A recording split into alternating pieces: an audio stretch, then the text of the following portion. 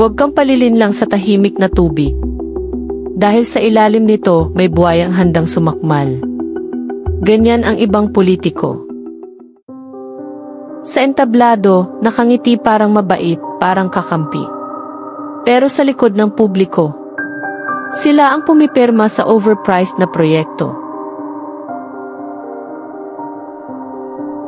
Sila ang kumakain sa kaba ng bayan, habang ang tao lalo pang nilulubog sa kahirapan.